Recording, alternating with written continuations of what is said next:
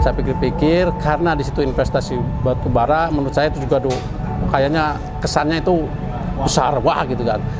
Dan yang paling meyakinkan saya itu yaitu di situ ada nama Ustadz Yusuf Mansur. Itu yang bikin saya makin kuat, makin yakin bahwa investasi itu bakal berjalan dengan baik.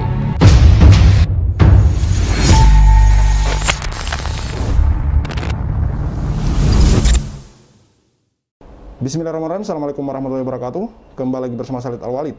Masih dari Pengadilan Negeri Bogor, teman-teman. Kami mewawancarai Ibu Lilis dan suaminya. Ibu Lilis di sini sebagai korban.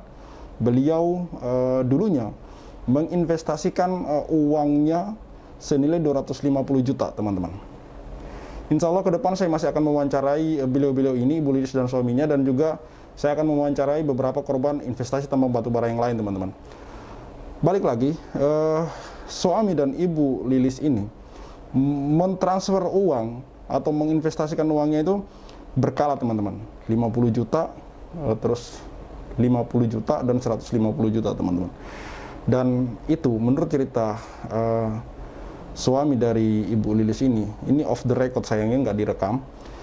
Itu sangat sedih sekali kalau dengar, karena ini memang hasil keringat mereka, teman-teman. Hasil keringat mereka yang mana di sini suami dari Ibu Lilis bercerita bahwa mereka sangat yakin betul bahwa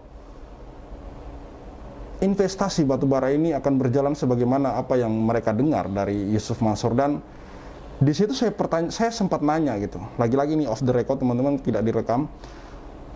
Saya sempat bertanya begini, apakah bapak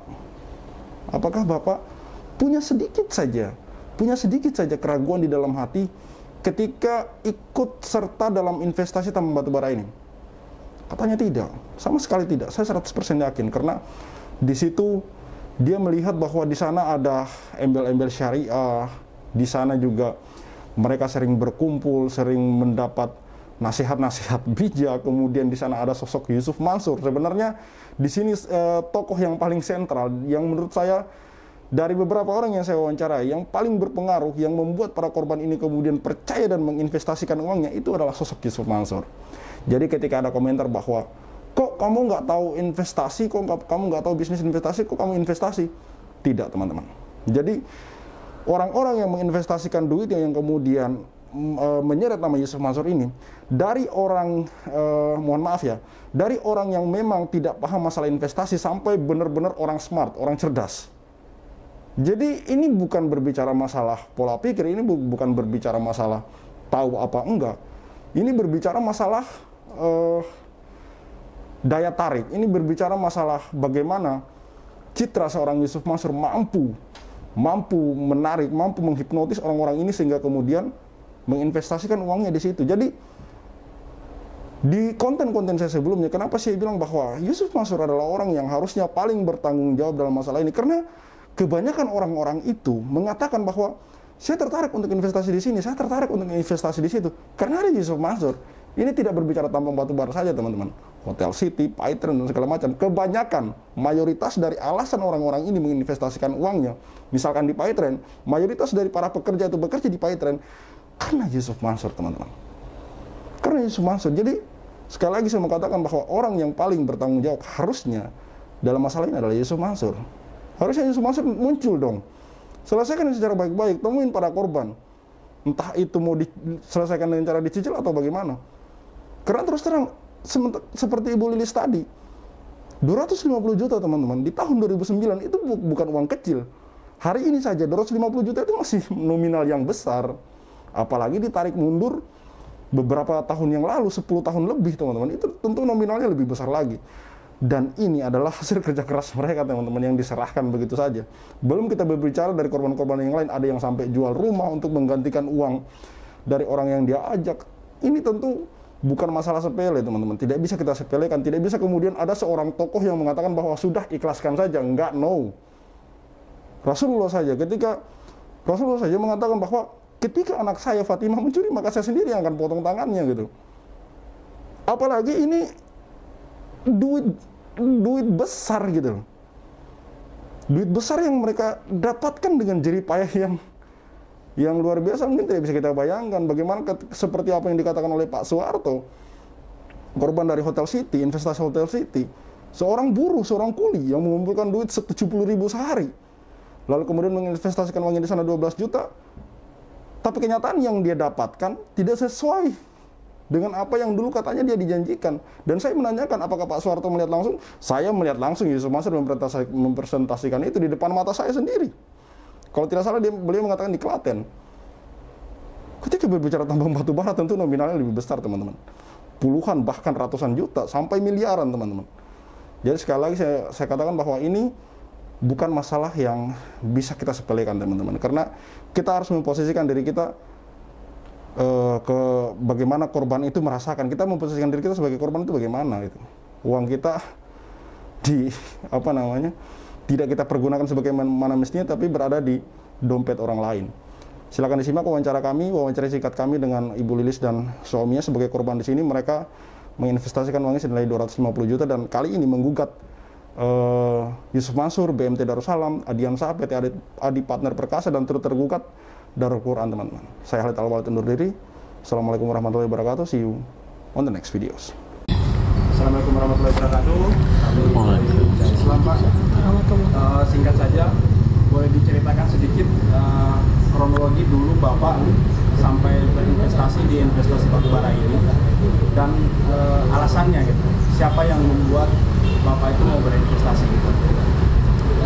Baik, terima kasih. Assalamualaikum warahmatullahi wabarakatuh. Mungkin sedikit kronologis, saya berinvestasi di batubara. Ya. Nama saya Arif, itu suami dari Ibu Ilis Sitiroma. Nah, yang tertera di dalam perjanjiannya itu istri saya. Jadi saya yang ikut ya bersama-sama lah. Ya.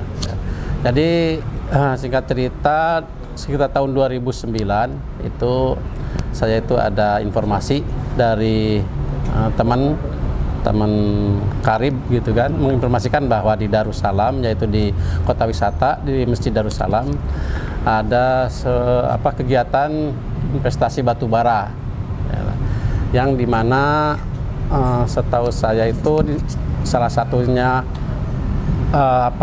pengurus atau penggagas untuk investasi itu yaitu Ustadz Yusuf Mansur. Nah, akhirnya setelah saya ada penawaran dari teman, ya, informasi itu saya pikir-pikir, saya pelajari gitu kan. Akhirnya saya memutuskan, karena alhamdulillah waktu itu saya ada uang hasil, ya sebenarnya saya baru pensiun dari suatu perusahaan. Terus uang itu belum saya digunakan untuk apa gitu kan, belum ada rencana untuk usaha atau apapun. Nah, dengan ada penawaran itu saya pikir-pikir, karena di situ investasi batu bara, menurut saya itu juga kayaknya kesannya itu besar, wah gitu kan. Dan yang paling meyakinkan saya itu yaitu di situ ada nama Ustadz Yusuf Mansur. Itu yang bikin saya makin kuat, makin yakin bahwa investasi itu bakal berjalan dengan baik. Nah, hanya saya ikut gabung. Nah, di situ saya setor pertama itu sekitar 50 juta lewat BMT. Ya, itu ada buktinya. Terus berikutnya 50 juta ke BMT juga cuman lewat stafnya atau pegawainya, yaitu Pak Yuda Adi Yuda.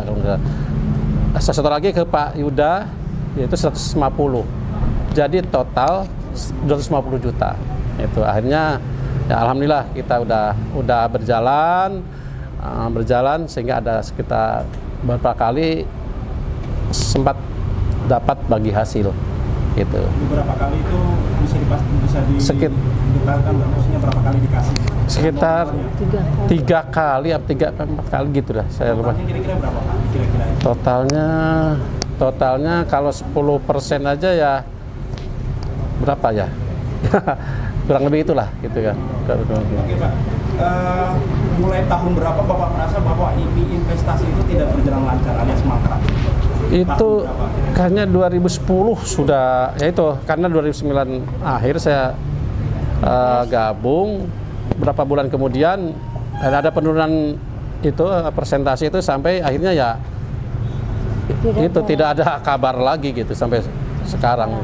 Jadi yang mau Bapak katakan bahwa investasi batubara itu tiba-tiba menghilang begitu saja tanpa informasi, tanpa report kepada investor gitu. Maksudnya, Betul, tidak ada. apakah itu yang membuat kemudian para investor baru muncul hari ini gitu setelah beberapa tahun gitu? Apa karena kurangnya informasi atau bagaimana? Atau karena sosok dari Yusuf Mansur yang besar dan kuat gitu? Ya gimana ya, kami juga setelah sebenarnya sempat kami berdiskusi dengan Yusuf Mansur tahun-tahun sekian itu, karena sempat juga beliau kayaknya ada janji mau bayar, sempat itu pertemuan beberapa kali di daerah Legenda atau di mana gitu, daerah Kota Wisata juga. Bahkan seingat saya beliau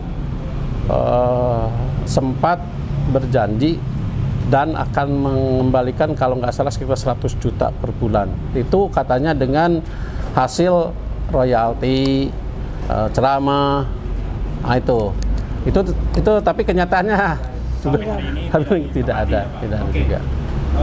Lanjut Pak sedikit lagi. Sekarang kita berada di Pengadilan Negeri Bogor ya. Iya. Apa yang mendasari Bapak untuk kemudian mengajukan gugatan? Alasan kuat yang kemudian Bapak ini memutuskan untuk mengajukan gugatan secara perdata ini ya? Iya. Secara perdata di Pengadilan Bogor ini. Ya jelas lah, saya itu kan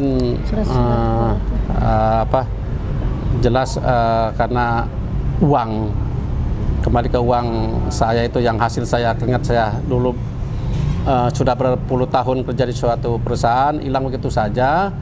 Ya itu yang mendasari, ya saya ingin pengembalian dari uang investasi saya itu. Hasil keringat sendiri ya? Hasil keringat sendiri itu gitu.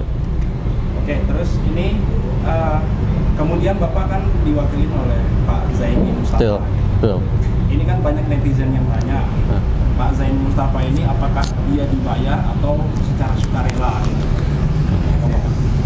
Pak Zaini, alhamdulillah, Terima kasih. beliau itu saya juga mengucapkan terima kasih banyak kepada beliau yang peduli terhadap saya dan mungkin teman-teman yang lain, memperjuangkan hak saya untuk bisa pengembalian uang investasi itu, Pak.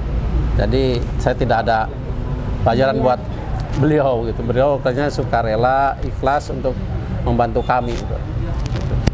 Baik Pak, kita agak flashback ke belakang. Apakah selama dari Bapak mulai muncul di media, utamanya di YouTube, apakah kemudian ada yang mengkomunikasikan misalkan dari pihak Yusuf Mansur dan kawan-kawan, apakah ada yang mencoba menghubungi Bapak atau bagaimana? Atau nggak ada sama sekali? Tidak ada sama sekali. Tidak sama sekali. Nah, sebelum Bapak misalkan muncul di media, apakah Yusuf Mansur ini responnya positif ketika Bapak dan kawan-kawan, kan saya sudah pernah lihat video sebelumnya kan, sudah mencoba untuk mediasi segala macam, itu responnya positif apa bagaimana? Ya negatif. Benar-benar nggak bisa diajak ini ya? Nggak bisa kompromi, itu nggak ada. Kita putus komunikasi, ya putus, nggak ada sama sekali lah.